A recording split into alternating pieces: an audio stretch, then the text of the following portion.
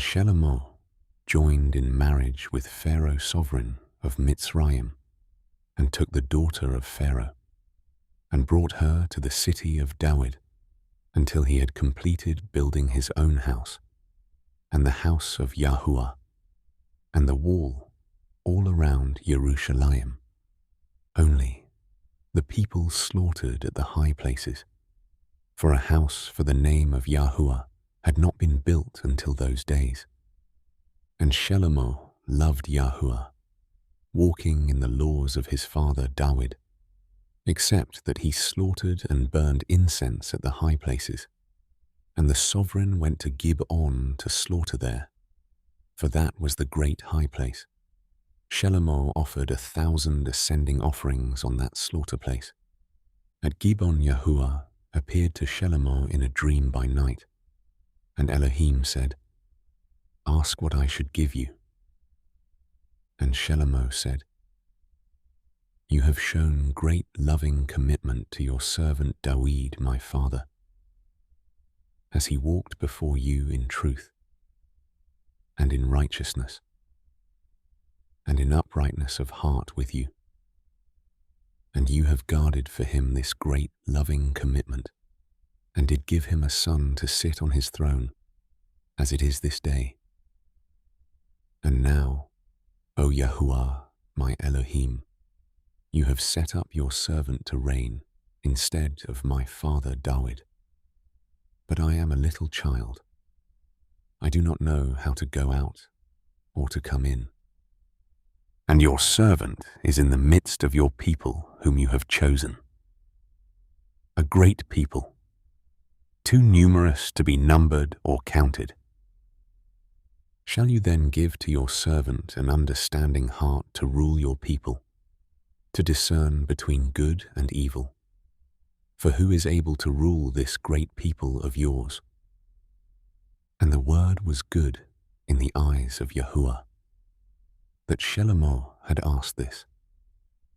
So Elohim said to him, "Because you have asked this, and have not asked long life for yourself, nor have asked riches for yourself, nor have asked the life of your enemies, but have asked for yourself discernment to understand right ruling. See, I shall do according to your words. See, I shall give you a wise and understanding heart, so that there was none like you before you, and none like you shall arise after you. And I shall also give you what you have not asked, both riches and esteem, so that there shall not be anyone like you among the sovereigns all your days. And if you walk in my ways, to guard my laws and my commands, as your father David walked, then I shall prolong your days." And Shelomoh awoke, and see, it was a dream. And he came into Jerusalem, and stood before the ark of the covenant of Yahuah, and offered up ascending offerings, and made peace offerings. And he made a feast for all his servants. Then 2 women, whores, came to the sovereign, and stood before him. And one woman said, "O my master, this woman and I dwell in the same house, and I gave birth while she was in the house. And it came to be, the 3rd day after I had given birth, that this woman also gave birth. And we were together. There was no one else with us in the house, only the 2 of us in the house. Then this woman's son died in the night, because she lay on him. And she rose up in the middle of the night, and took my son from my side, while your female servant slept, and laid him in her bosom, and laid her dead child in my bosom. And I rose up in the morning to nurse my son, and saw he was dead. But I looked at him closely in the morning, and saw he was not my son, whom I had borne. And the other woman said, No, but the living one is my son, and the dead one is your son. And the first woman said, No, for the dead one is your son, and the living one is my son. And they spoke before the sovereign. And the sovereign said, The one says, This is my son who lives, and your son is the dead one.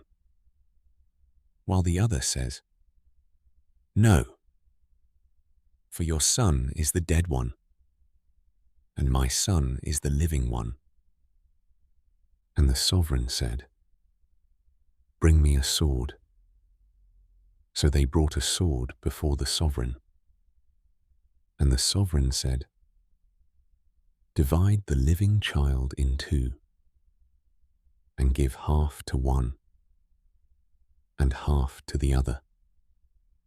And the woman whose son was living spoke to the sovereign, for she was overcome with compassion for her son.